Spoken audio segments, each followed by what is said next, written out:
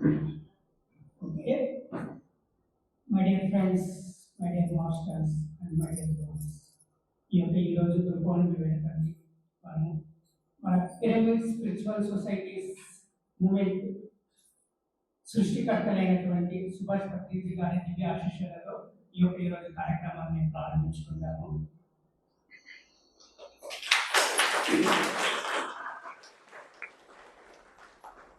మన హిందూపురం విశ్వామిక పిరమిడ్ ధ్యాన కేంద్రం వ్యవస్థాపకులు మరియు ఈ ధ్యాన బృందావనం సృష్టికర్తలైనటువంటి రవికుమార్ గారు, చంద్రికా మేడం గారిని సవినయంగా వేదిక మీద రావాల్సిందిగా ప్రార్థిస్తున్నాను.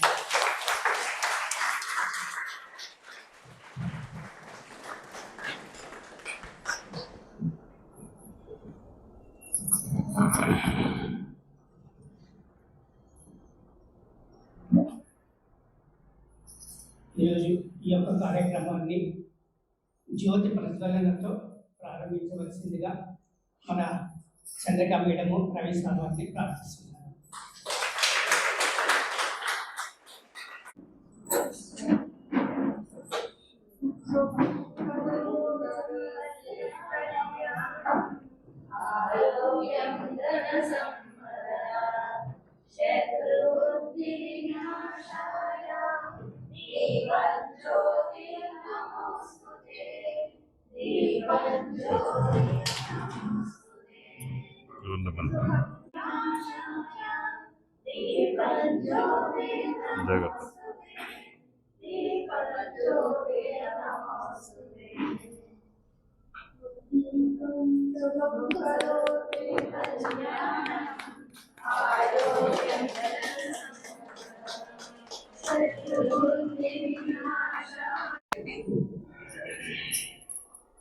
విశ్వవ్యాప్త పిరమిడ్ ధ్యాన కేంద్రం ఈ 2002 నుండి గురు పౌర్ణమి రోజే అనమాట మనము స్థాపించుకున్నప్పుడు ఇప్పటికీ 24 వసంతాలు మనం కంప్లీట్ చేసుకున్నాం అనమాట.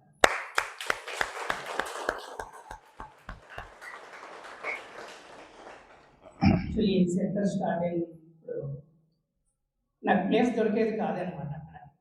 ఇక్కడ వచ్చి ఊర్లో ఉంటే అక్కడ నిల్చుకుంటాంటి అంటే కూర్చుంటాంటి అట్లా ఉండింది అనమాట మన సెంటర్ అప్పటికి.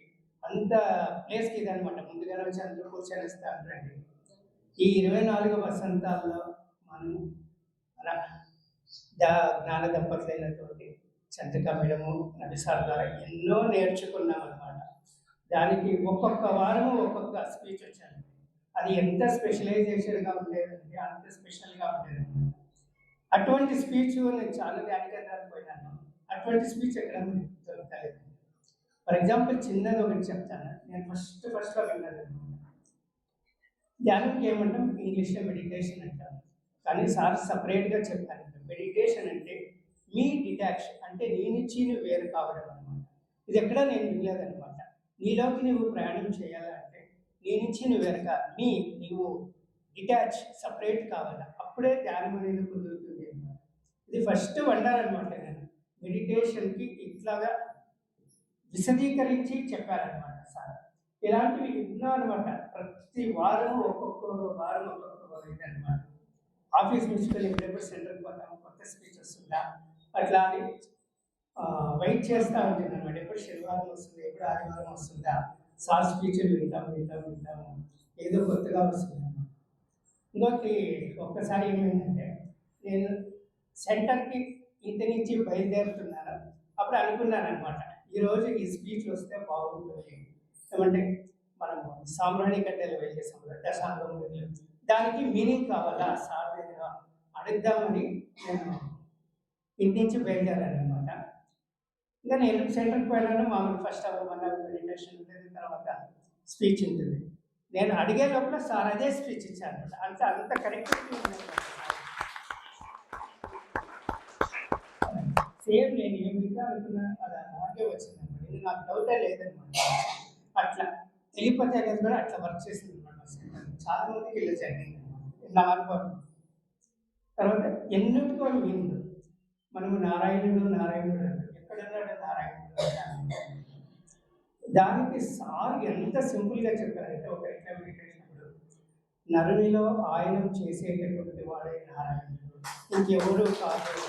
దీనికోసం మనం ఎక్కడ కూడా పోవాల్సిన పని లేదనమాట. ఇక్కడ నీలోనే ఉన్నారు.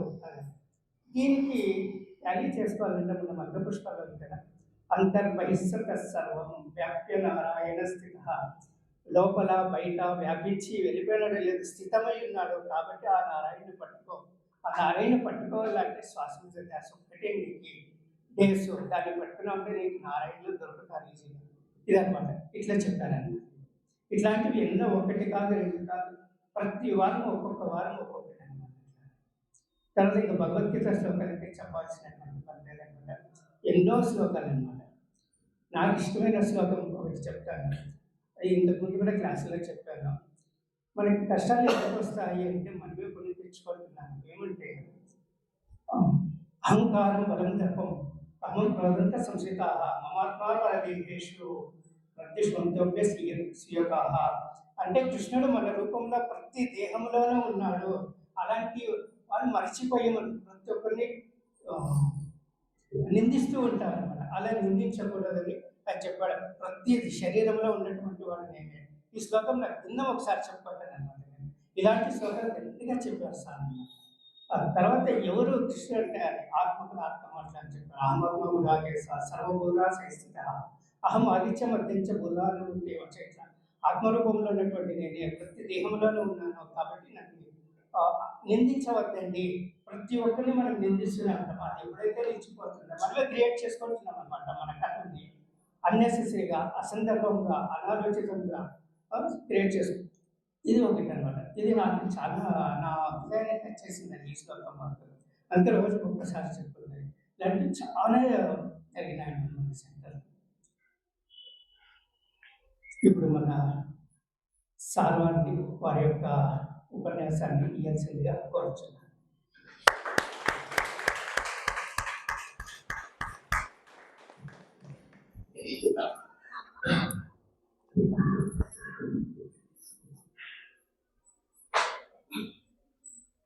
ముందుగా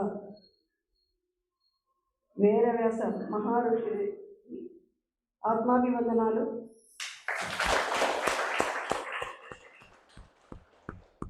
కృష్ణవందే జగద్గురు సుభాష్ పత్రి సార్ గారికి, స్వర్ణమాల మేడం గారికి, రవి మాస్టర్ గారికి ఈ క్లాస్తో ఆత్మాభివందనాలు.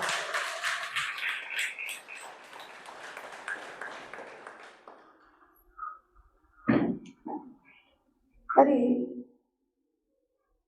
ఈ ధ్యానం ఎలా మొదలుపెట్టామో ఎన్నోసార్లు అనుభవాలు చెప్పాము, ప్రతిసారి చెప్తూనే ఉన్నాం. ఫస్ట్ మనం శ్వాస మీద ధ్యాస అనుకున్నాం. తర్వాత సారు అది కాదు, మన రవి మాస్టర్ గారు ప్రాణము, శ్వాస వేరే ప్రాణం వేరే, ప్రాణం మీద ధ్యాస పెడితే మనకు కరెక్ట్గా యోగం కుదురుతుంది అని. మనకు గురుపౌర్ణమి రోజు మనకు క్రియాయోగ దీక్ష కూడా ఇచ్చారు. మళ్ళీ మనము దాన్ని ఫాలో ఎంతవరకు అవుతున్నామో మనమే తెలుసుకోవాలి. మళ్ళీ వేదవ్యాస మహర్షిని ఫస్ట్లో నాకు ధ్యానం చేసేటప్పుడు వేదవ్యాస మహర్షి చెప్తూ ఉంటే విఘ్నేశ్వరుల వారు రచన చేస్తూ ఉన్నారు. అది నాకు అనుభవం జరిగింది. అప్పుడు అనుకున్నాను, ఈ విధంగా ఉంటుందా అంటే నేనేం ఊహించుకోలేదు. అదంతకనే వచ్చింది. అదే విఘ్నేశ్వరుడు రాస్తా ఉన్నారు కదా, ఎంత ఫాస్ట్గా రాస్తా ఉన్నాడు ఆయన. వేదవ్యాసుల వారు ఎలా జన్మం తీసుకున్నారో అందరికీ తెలుసు. మరి ఈ పాండవులకి, ధృతరాష్ట్రకి ఆయన జన్మ కూడా ఇచ్చారు. ఇక్కడ ధర్మ సంస్థాపన గురించి కూడా ఆయన ఎన్నోసార్లు వివరించారు. కృష్ణ పరమాత్మ కూడా మనకు ఏ ధర్మము ఏది అధర్మము. అయితే గురువుని పట్టుకుంటే ఆ గురుముఖత మనం వింటూ ఉంటే ఏది ధర్మము ఏది అధర్మము, ఏది మనము ఫస్ట్ పట్టుకోవాలి అనేది నాకు బాగా మా గురువైనటువంటి రవి మాస్టర్ ద్వారా తెలిసింది మనకందరికీ. మనము కొంచెం వరకు ధర్మం అదని తెలుసు కానీ ఇంత డీటెయిల్గా తెలియదు. డీటెయిల్గా తెలిసింది కూడా రవి మాస్టర్ ద్వారానే. ఏం ఏం చెయ్యాలి, ఏం చెయ్యాలి, ఏం చేయకూడదు, ఏం చేయకూడదో తెలిస్తే ఏం చెయ్యాలో తెలియాల్సిన అవసరమే లేదని ఎన్నోసార్లు చెప్పాడు. అంతే కదా, మనకి ఏం చేయరాలో తెలిస్తే ఆటోమేటిక్గా రెండోది మనకు వచ్చేస్తుంది. కాబట్టి మనము నిరంతరము మనము ప్రశ్న వేసుకుంటూ మనము ఎలా ఉన్నాము అని నిరంతరము తెలుసుకోవాల్సిందే ఈ ధ్యాన ప్రక్రియ. మనల్ని మనము తెలుసుకోవాలి. ఫస్ట్ బాహ్యంలో ఎలా ఉన్నాము, అంతరంలో ఎలా ఉన్నాము. అంటే బాహ్యాన్ని బట్టి అంతరం ఉంటుంది, అంతరం బట్టి బాహ్యం ఉంటుంది. కాబట్టి ముఖ్యంగా ఫిజికల్ బాడీతో ఎలా బిహేవ్ చేస్తున్నాము అది కరెక్ట్గా మనం సరి చూసుకుంటూ వస్తే ఇన్నర్గా మనమే సర్దిద్దుకుంటాం.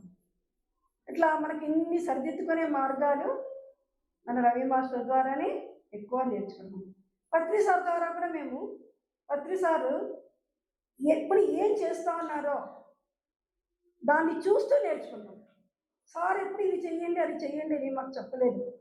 సార్ ఏదైనా సభల్లో ఏదైనా జరిగింది మేమిద్దరైతే ఇంకా 100% అట్లా ఫాలో అయినాం. సార్ ఇది చేయమంటే ఇది చేయడమే అంతే, నాకు తిరిగే లేదు. కాబట్టి మనము ప్రతి నిమిషము కూడా ఒక మార్గదర్శి, ఒక గురువు చెప్పినప్పుడు ఆయన ఇంత చేయమంటే మనం ఇంత చేయాలి. ఇంతే చేస్తే అంతే స్టాప్ అయిపోతే అక్కడికే ఆగిపోతాం. సార్ ఇంతనే చెప్పినారు కానీ ఎంతో చేశామంటే మన ధ్యాన కేంద్రం ప్రత్యే మన అని సెల్ఫ్ ఏమి ఇక్కడ లేదు, నేను నా అహంకారం కూడా లేదు. పత్రి సారు ఏ కోరికతో నువ్వు ధ్యానం చేస్తున్నావు అని అడిగాను. నాకు ఏ కోరిక లేదు సార్, మీరు ధ్యానం చేయమన్నారు చేస్తున్నాం అంతే, ఏ కోరికతో మేము ధ్యానం చేయటం లేదంటే వెరీ గుడ్. కాబట్టి బిగినింగ్లో అంత సంకల్పము అనేదే ఎప్పుడు పత్రి సార్ ఎక్కడా చెప్పలేదు. ఇప్పుడు అందరూ సంకల్పం సంకల్పం సంకల్పం అని తీసుకొని వెళ్తున్నారు. ఫస్ట్ ఏం చెప్పినారు, కూర్చో, చేతులు పెట్టి కూర్చో, మౌనంగా కూర్చో, ఏది ఊహించుకోవద్దు, ఏ మంత్రమో చెప్పవద్దు, ఇవి ఏమీ చేయవద్దు, కామ్గా నీ బ్రీత్ అబ్జర్వ్ చేసుకో అంటే చెప్పింది. ఏ సంకల్పాలు వద్దంటే మళ్ళీ సంకల్పాలు వచ్చింది. సంకల్పం ఉంటే వికల్పం ఉంటుంది. రవి సార్ గారు సంకల్పం గురించి ఎన్నోసార్లు నాకు చెప్పినారు, వద్దు అది మనకు మోక్ష మార్గానికి అడ్డమవుతుంది. కాబట్టి ఏ సంకల్పము లేకుండా చేయడమే నిజమైన ధ్యానం. మౌనం అంటే బయట కాదు, లోపల మౌనము. బాహ్యమైనంతో పాటు లోపల మౌనం పాటించాలి. మనం అంతరంలో మౌనం ఉండాలి. ఏ పని చేస్తున్నా మనం ధ్యానం చేయొచ్చు